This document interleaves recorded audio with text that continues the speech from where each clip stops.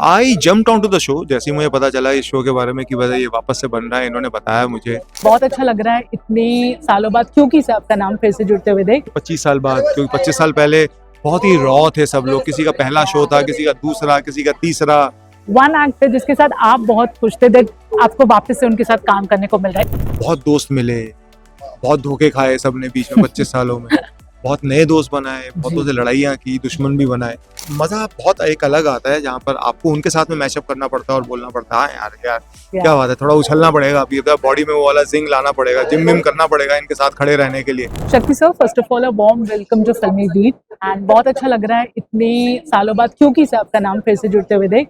जब आपको पहली बार you were approached for the season 2, what were your reaction, your honest reaction to that? I jumped on to the show जैसे ही मुझे पता चला इस शो के बारे में कि वजह ये वापस से बन रहा है। इन्होंने बताया मुझे कि क्योंकि आपको खबर तो मिल ही रही थी, लेकिन it was too good to be true. तो ऐसा लग रहा था यार, यार मतलब इंटरनेट है, कुछ भी बोलते हैं, कहाँ सब लोगों को आप साथ में लेकर आओगे और क्यों बनाओगे आप एक। तो लेकिन दिल में ये भी था कि अगर बने तो क्या बात है यार, मजा आ जाएगा। मतलब अपने उतने पुराने लोगों के साथ में काम करना, वो स्क्रीन शेयर करना उन सब के साथ में 25 साल बाद, क्योंकि 25 साल पहले बहुत ही रॉ थे सब लोग। किसी का पहला शो था, किसी का दूसरा, किसी का तीसरा, कोई थिएटर से आया था तो कोई कॉलेज से नया नया पास हुआ था।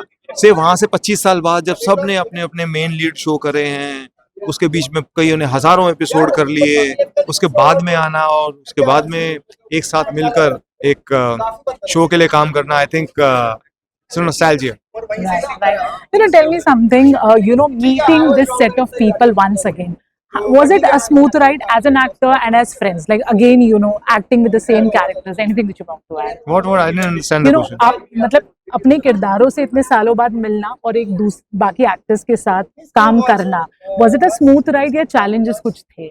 No, it's a smooth ride, obviously, because the actor, ये हिंदी में बोलना, इंग्लिश में? हिंदी I'm sorry जो एक्टर्स जिनके साथ में हम काम कर रहे हैं वो तो हम 5 हैं जो कि पुराने हैं, और बीच में मतलब हितेन था, गौरी थी और ऋतु थी, वो थे पुराने वाले।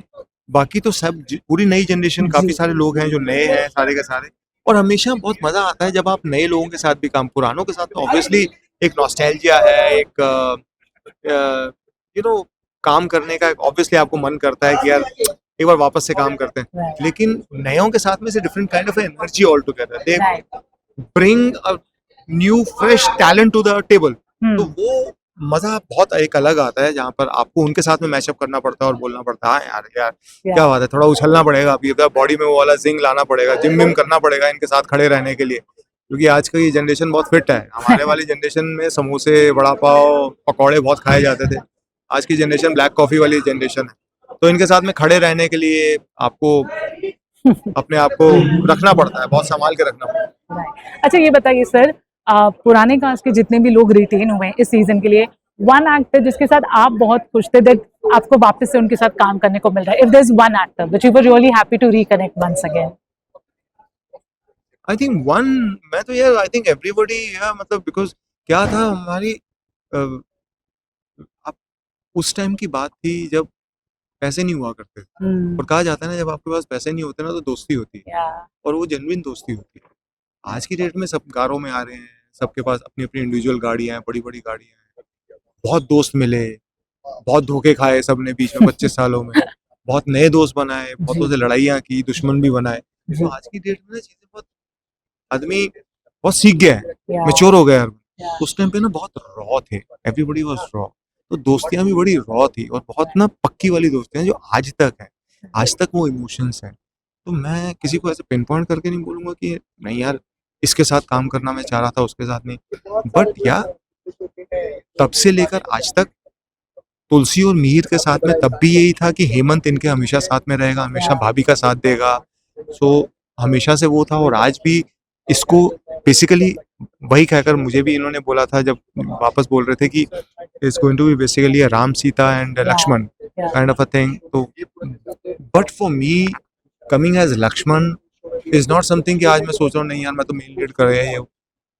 फ्रैंकली स्पीकिंग, मैं लक्ष्मण करने में कोई भी हिचकिचाहट नहीं हुई थी। First time they said that would you like to be a part of this show?